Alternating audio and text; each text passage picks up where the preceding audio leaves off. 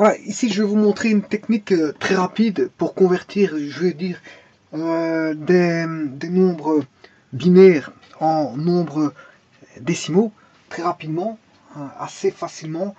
Voilà, j'ai un nombre codé en 4 bits. Là, un nombre codé en 1, 2, 3, 4 bits. Là, un nombre bit qui veut dire binary digit, ça veut dire c'est un chiffre binaire qui vaut soit 0 ou 1.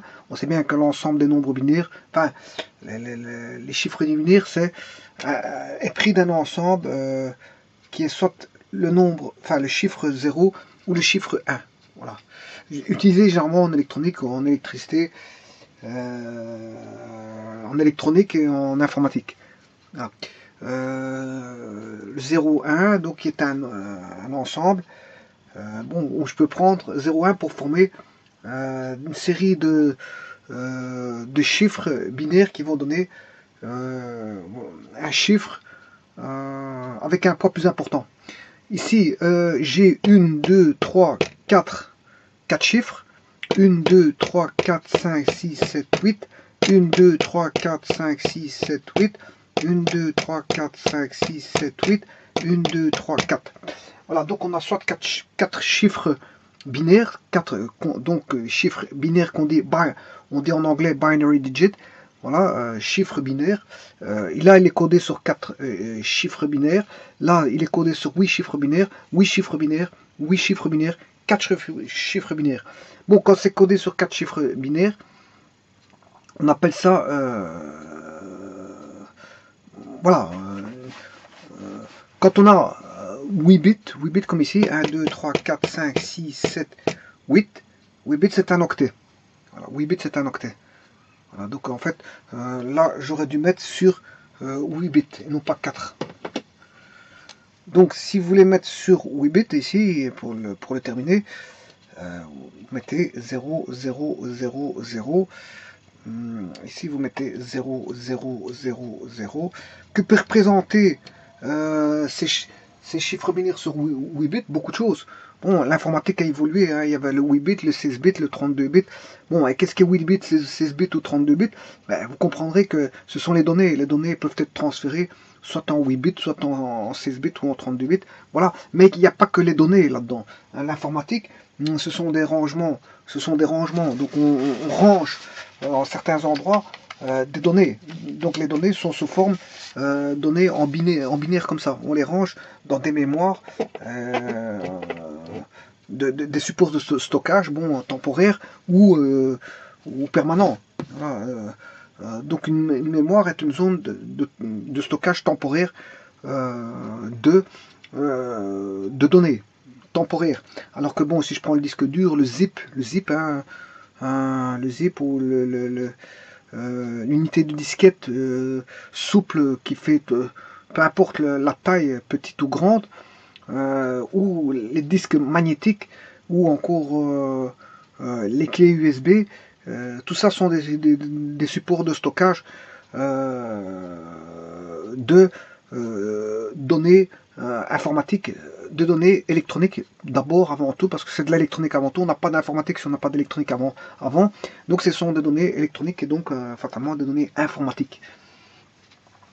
Donc ici, on a bien 8 bits qui constituent un octet, et un octet signifie, enfin on peut être traduit en anglais en 1 byte. Voilà. Alors 16 bits c'est un mot et 32 bits c'est un double mot. Qu'on appelle Word. Word en anglais, mot pour Word. Alors, qu'est-ce qui est codé en unité comme ceci de binaire? Ben, ce sont les données, ce sont les signaux. Il n'y a pas que les données, il y a aussi les adresses, parce que quand on met des données quelque part, dans un support d'information, c'est comme si on mettait des habitants dans une habitation. Donc il faut aller, on doit connaître leur adresse pour aller communiquer avec ces personnes-là. Donc les transferts de données à l'intérieur, au sein, parce qu'on peut avoir des transferts de données dans un ordinateur, comme on peut avoir des transferts de données à l'extérieur de l'ordinateur. À l'extérieur de l'ordinateur, ça s'appelle des réseaux. On peut avoir des réseaux d'entreprise, des réseaux privés, on peut avoir des réseaux internes, comme on peut avoir des réseaux d'entreprise, des réseaux privés internes, ouais, d'entreprise, mais comme on peut avoir des réseaux externes, accessibles à tout le monde, à tout le grand public. Et là, je pense à Internet. Donc en fait, et maintenant, l'informatique, c'est beaucoup l'informatique de partage, puisque le commerce en ligne se fait, enfin le commerce se fait maintenant beaucoup en ligne, c'est-à-dire que ça se fait via via des sites internet et où les gens peuvent commercer, ce qu'on appelle le e-commerce. Le e-commerce, et il n'y a pas que le e-commerce qui existe sur internet, énormément de choses, notamment la route, la route du savoir, la route des marchandises, la route de tout ce que vous voulez. Internet est devenu un monde en soi, donc je peux pas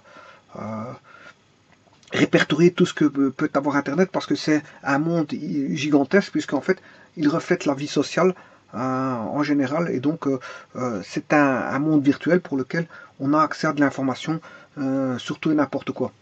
Surtout n'importe quoi. Bon, donc ce qui veut dire que maintenant on ne fait plus la programmation, je veux dire, de programmes qui ne peut servir que uniquement sur des PC, mais on fait de la programmation pour usage à réseau, à réseau le plus étendu possible, soit pour des réseaux privés, des réseaux publics. J'entends par public réseau internet, et par privé des réseaux d'entreprise. Ça peut être des réseaux d'État aussi, enfin, voilà, des programmes de santé publique, des programmes qui ne sont accessibles que pour les personnes qui ont accès aux bases de données de santé publique, ou les bases de données de la sécurité sociale, etc. etc. Ça, j'appelle ça un réseau d'entreprises privées, alors que bon, on sait bien que c'est l'État. On sait bien que l'État c'est public, hein, mais on appelle ça un réseau d'entreprise. C'est le réseau qui est public, qui est privé. C'est le réseau qui est privé. Voilà. Le réseau est privé.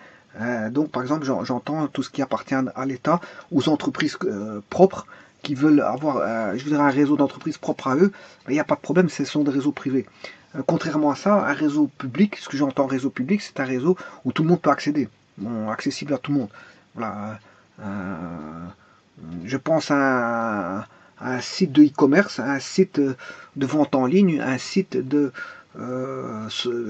social, un site de partage social, voilà, de communication sociale, sont voilà, sont de la sphère de l'internet, et donc du réseau mondial d'internet, World Wide Web. World Wide Web, réseau, c'est le réseau web mondial. C'est la toile voilà, mondiale pour lequel c'est accessible à tout le monde. Hein. Bon, il reste que dans ce réseau public accessible à tout le monde, il y a quand même malgré tout pour certains sites des accès limités uniquement à des personnes qui ont un mot de passe. Bon, mais pour ça, il faut faire partie d'un groupe, ou voilà, demander un accès pour, je veux dire, avoir accès au site internet. Bon, il y a voilà, des conditions pour avoir accès au site internet. Bon, ceci étant dit, ce que je veux dire par là, c'est que, bon, pour trouver une personne, mais il faut une adresse. Il faut une adresse. Pour pouvoir communiquer avec elle, il faut une adresse. Donc, on entend par adresse, ben, généralement, quand si on prend une habitation, ben, on a le nom, le prénom, ça ne suffit pas. Enfin, on a d'abord le pays, on va par gradation, hein, enfin gradation, je veux dire descendante. Il y a la gradation ascendante et descendante. On a le pays, enfin, on peut avoir même le continent, hein, le continent, le pays, la ville, la commune, je dirais même, je peux recommencer, hein, on peut avoir une gradation de cette manière-là. Donc on a le continent. Hein, pour faire ma recherche, si je veux rechercher une personne, si je sais qu'elle est dans un continent, ben, je recherche dans ce continent on va dire, quel pays. Une fois que je sais dans quel pays il est, ma recherche est déjà plus simple. Je recherche dans quelle province. Si je sais dans quelle province il est, ben, je réduis ma recherche. Il est dans quelle ville. Une fois que je sais la ville, ben, je vais rechercher quelle commune. Vous voyez que ça commence à s'étoffer pour finir par retrouver la personne. Quand on a la ville, ben, on recherche dans quelle commune. Et là, quand on sait on est dans quelle commune, ben, on recherche dans quelle rue. Et quand on a la rue, ça ne suffit pas, il faut encore le numéro de rue. Et là, ça c'est vraiment pour retrouver la personne avec le numéro de rue et avec un numéro. Voilà, donc on a un code postal. On a tout ce qu'il faut pour retrouver la personne. Voilà. Donc ça c'est pour rechercher, je veux dire, une personne qui serait sur Terre. Et à ce moment-là, je peux lui envoyer des lettres, connaissant son adresse postale, je lui envoie une lettre. Et lui, bon, il peut me renvoyer une lettre s'il doit me communiquer des informations. Donc ce qui se passe, c'est que j'ai un échange via un émetteur et un récepteur. Avec une lettre qui est consistante d'un message. Et l'informatique, c'est un petit peu ça. On part, voilà, le signal part d'un endroit pour aller à un autre endroit. Généralement, elles sont stockées en attendant, mais le stockage se fait dans des adresses bien précises. Donc, qu'est-ce qui est binaire comme ceci? Mais il y a beaucoup de choses qui sont binaires. Il y a toutes les informations, le contenant, il est binaire, mais il y a aussi la situation dans les mémoires de stockage où se trouve le contenant, c'est-à-dire à des adresses bien précises.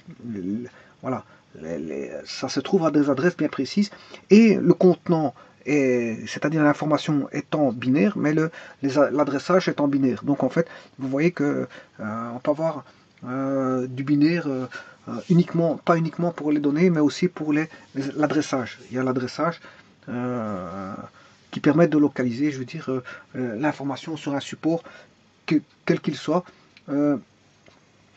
de type USB, de type zip, de type floppy disk, disque souple ou disque dur.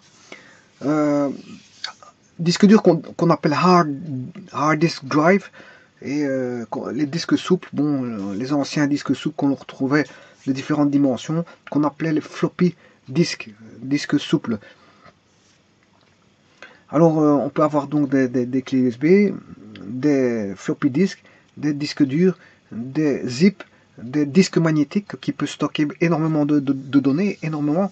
Voilà, les disques magnétiques, c'est bon, ils sont très sécurisés et au niveau de garder les données, et je veux dire, ils peuvent intégrer beaucoup de données dans leur mémoire. Voilà, donc ça c'est sur les disques magnétiques qui ont été utilisés depuis très longtemps déjà, que l'on retrouve encore maintenant, qui ont la capacité de stocker énormément de données.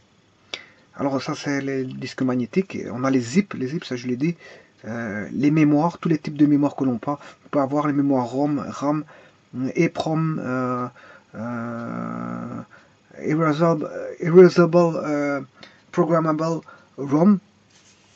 Voilà, il y a des effaçables, des non effaçables. Enfin bref, tous les mémoires de stockage qui peuvent être soit temporaires ou permanents, peu importe, on s'en fout. Ça c'est pas un problème ça. Donc il existe énormément de types de mémoire. Hein. Les mémoires, c'est pas ce qui manque, il en existe beaucoup. Et voilà, donc les données binaires peuvent être des données ou soit stockées sur un un support d'information, et bien sûr, soit temporaire ou permanent, et bien sûr, ça peut constituer de l'adressage, c'est-à-dire une situation où se trouve, dans le composant électronique, où se trouve la donnée pour lesquelles il y aura un dialogue. Voilà, parce que le tout ici, c'est que des dialogues, hein, c'est des transferts d'informations, voilà, ce n'est que de la communication. Si c'est dans un PC, c'est de la communication en interne, mais si c'est avec Internet, c'est la communication externe. Donc c'est transfert de données. Ce sont des transferts de données. Voilà, mais parfois avec traitement. Avec traitement, on peut avoir des petits calculs, etc., etc. Et là, à ce moment, il faut un processeur s'il faut du calcul, mais il s'agit la plupart du temps que de transfert de données. Avant, s'il y a un traitement ou l'autre à faire par le processeur, c'est la plupart du temps la communication de données. Voilà, on passe d'une architecture à une autre par le transfert de communication. Et bien sûr, il y a toute une panoplie de codages aussi qui est en binaire, qui permettent qui sont comment on appelle ça, des états. Les états, soit en attente, soit il peut réceptionner il peut envoyer, etc., etc. Il y a tous des signaux d'état, de reset, qui sont aussi en fait des valeurs binaires. Des valeurs binaires. Voilà, mais ça, c'est pas des valeurs binaires, c'est une valeur qui représente un nombre avec un certain poids binaire, parce qu'il n'y a pas qu'un chiffre binaire, il y en a plusieurs, il y en a 8. Et c'est ce qu'on appelle un octet, donc un, un, un byte en anglais. Alors, je vais vous donner un truc ici pour aller très vite. Pour aller très vite, pour retrouver combien fait ceci en le voyant, combien fait ceci en le voyant, combien fait ceci en... Je rappelle que la machine sur Windows, enfin, comment on appelle ça, oui, Windows, il y a une touche, généralement vous pouvez avoir une touche sur le pavé numérique qui s'appelle calque. Calque. En appuyant sur calque, vous allez mettre la calculatrice Windows. Enfin, si vous êtes sur Windows, bien sûr. Hein. Si vous n'êtes pas sur Windows, vous n'aurez pas de... il faut voir le type de PC que vous avez. Mais moi, je parle pour un PC Windows.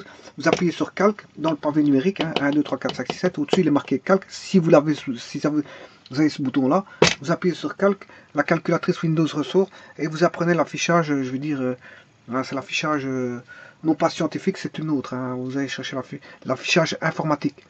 Voilà, une fois que vous avez l'affichage informatique, vous pouvez faire des calculs de codage, passage d'un code à l'autre, c'est-à-dire de décimal en binaire, de décimal à l'octal, de l'octal au binaire, de l'octal à l'hexadécimal, de l'hexadécimal au décimal, etc. On peut faire des conversions de ce qu'on veut grâce à la machine sous Windows. Maintenant, je prends certains types de machines. Je prends par exemple la mienne.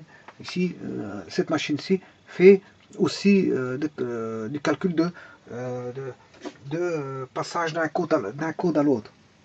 Voilà, et je vais vous montrer comment on fait avec cette machine-là. J'ai déjà fait une vidéo là-dessus, mais je vais le calculer manuellement.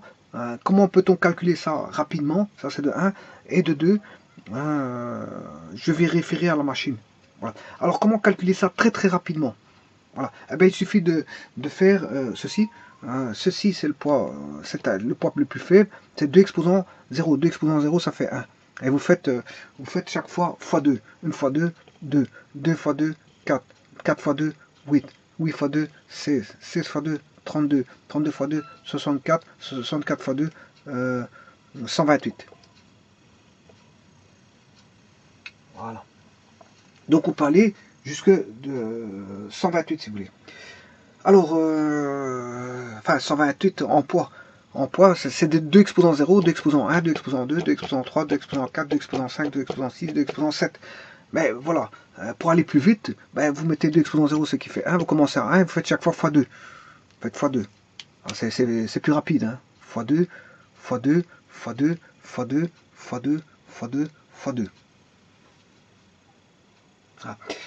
Et là, vous voyez que tout va sembler facile. Parce que regardez, il suffit d'aller prendre les 1. Les 0, vous ne regardez pas les 0. Et vous prenez là où il y a un 1. Ça correspond à 1. Là, ça correspond à 4. Là, ça correspond à 8. 8 plus 4 plus 1. Ça fait 13. La valeur binaire ici est 13.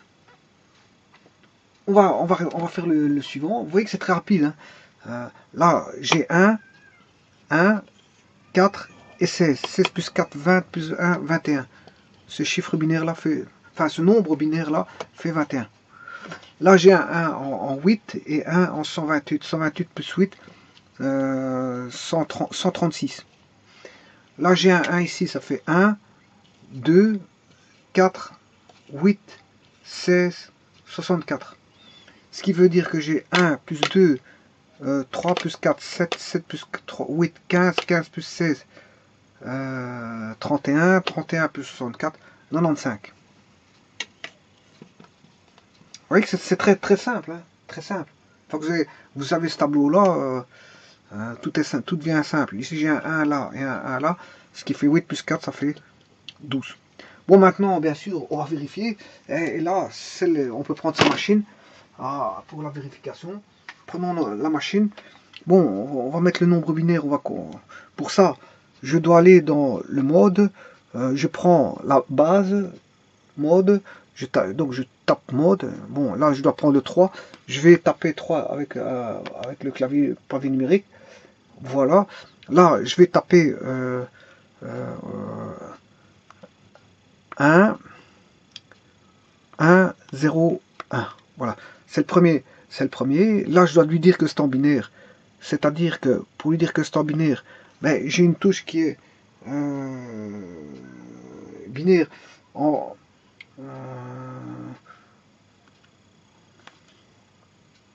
oui, le binaire en vert. Voilà, vous devez taper, il y a une touche qui est en vert qui est marquée binaire, et là, il est bien, il a bien mis B. Voilà, je fais exe. Voilà, là il est bien en binaire, parce que le nombre que vous tapez, il ne sait pas il est en quoi.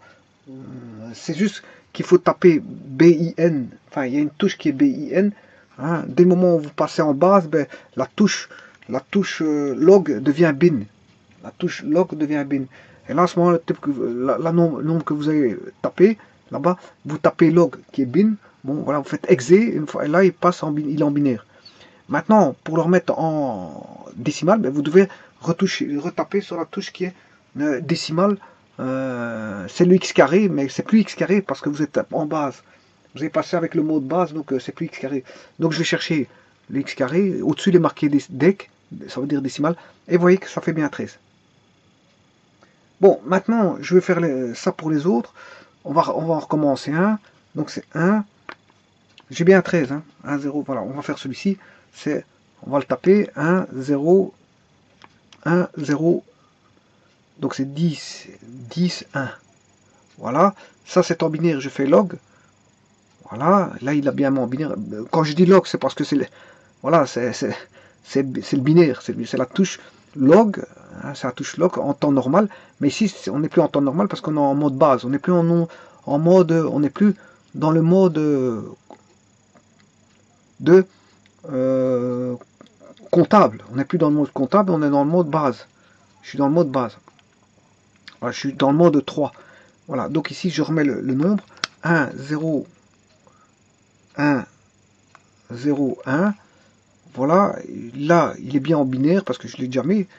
Il y était déjà, voilà, là il est bien en binaire. Et je passe en décimal en faisant x carré, voilà. Et j'ai 21 ici. Bon, maintenant on va chercher 1000. 1000, 1, 0, 0, 0. Voilà, là il l'a mis directement en décimal, c'est normal parce que je dois le mettre en binaire, donc je cherchais log et x carré. Ouais, j'ai oublié de faire enter, enfin exe ici, bin. Voilà, il est en binaire là. Je fais exe pour le mettre ici. Là, il sait bien que le nombre là est en binaire. Et je fais x carré, ben, ça fait 8. Ouais, donc ici, il y a une erreur, je sais pas pourquoi. Ah oui, non, c'est parce que j'ai oublié un 1 là. Ouais, j'ai oublié un 1 là, ouais, donc on va le réécrire. Donc ça qui fait 1, 0, 0, 0, 1, 0, 0, 0.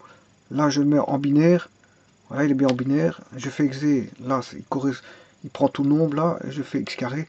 136, et j'ai bien 136. Maintenant, on va prendre...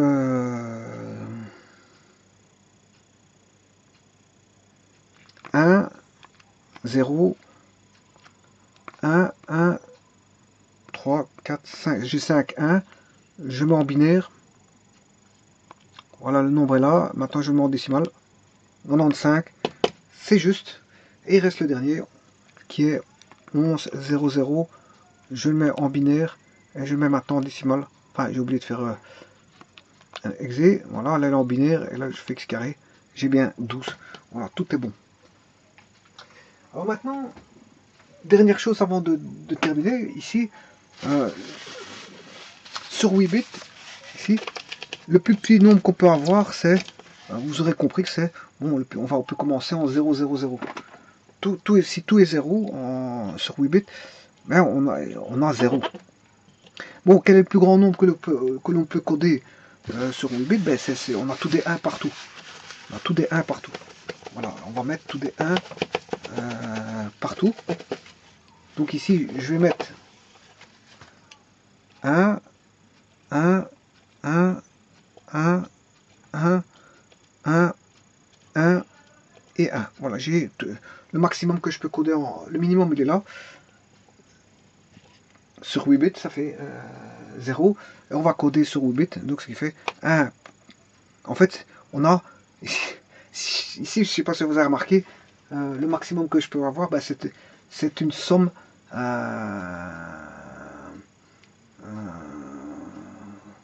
géométrique. Voilà, c'est une somme géométrique. Parce que la raison, là, c'est 2 exposants 0. Voilà, c'est une suite. On a une suite ici. Parce qu'on aura 1 plus 2, plus 4, plus 8, plus 16, plus 32, plus 16. Voilà, c'est une suite où la suite, c'est la somme de... pour avoir le maximum, bien sûr. Hein, c'est uniquement pour avoir le maximum de 2 exposants i pour i égale 0 jusque 0, 1, 2, 3, 4, 5, 6, 7, jusque 7, n égale 7. Voilà, donc on aura, pour i égale 0, on a 2 exposants 0, ce qui fait 1, plus i vaut 2, 2 exposants, i vaut 1, 2 exposants 1, ce qui fait 2, plus i vaut maintenant, non, je me suis trompé, i vaut 0, 2 exposants 0, ça fait 1. Maintenant, si i vaut 1, j'aurai i exposant 0 qui vaut 1, plus i valant 2 exposant 1. 2 exposant 1, ça fait bien 2. Voilà. Maintenant, si i vaut 2, j'aurai 2 exposant 0, plus 2 exposant 1, plus 2 exposant... Enfin, 2. Voilà, c'est ça. Puis, on aura pour i valant... 1, 2, 3, 3, 2 exposant 0, plus 2 exposant 1, plus 2 exposant 2, plus 2 exposant 3. Et pour n égale 7, on aura 2 exposant 0, 2 exposant, plus 2 exposant 1, plus 2 exposant 2, plus 2 exposant 3, plus 2 exposant 4, plus 2 exposant 5, plus 2 exposant 6, plus 2 exposant 7. Voilà. Donc, qu'est-ce que c'est que le maximum? Ben, le maximum, c'est une suite géométrique de raisons, voilà, 2 exposants i.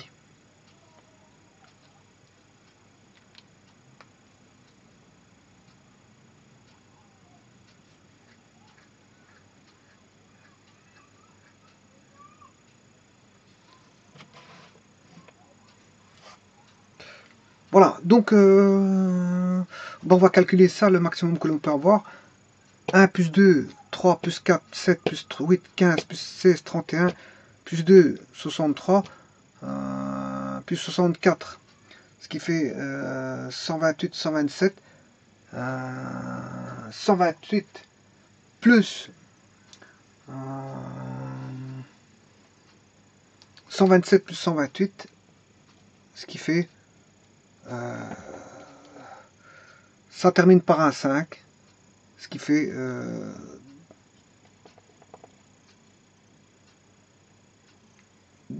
255. Alors ça fait 255. Est-ce que c'est vrai? Ben oui. Pourquoi? Regardez bien. Si j'avais mis 0, 0, 0, 0, 0, 0, 0, 0 et un 1 là, on aurait eu combien? Là, on aurait eu 128 plus 128 fois 2, 256. Et le nombre qui est avant celui-là, ben c'est celui-ci. Voilà. Ce serait celui-ci. Voilà. Donc en 16 bits, le maximum que l'on peut avoir, ben, c'est 255. Donc on ira de 0 à 255. De 0 à 255, il y a combien de valeurs là-dedans? Il y en a 256 valeurs possibles. 250, de 0 à 255, il y a de 1 à 255, il y a 255 valeurs possibles, et avec le 0, ça fait 256 valeurs. Bon, et ça, le plus grand valeur qu'on peut avoir, c'est 255, et la plus petite, c'est 0. Voilà. Maintenant, si je veux coder au-dessus de 255, mais je jouerai plus avec 8 bits, mais avec 16 bits. 16 bits qui est un mot, word. Word, là, à ce moment-là, on passe à une segmentation en plus sur 8 bits, voilà, sur 16 bits. Voilà.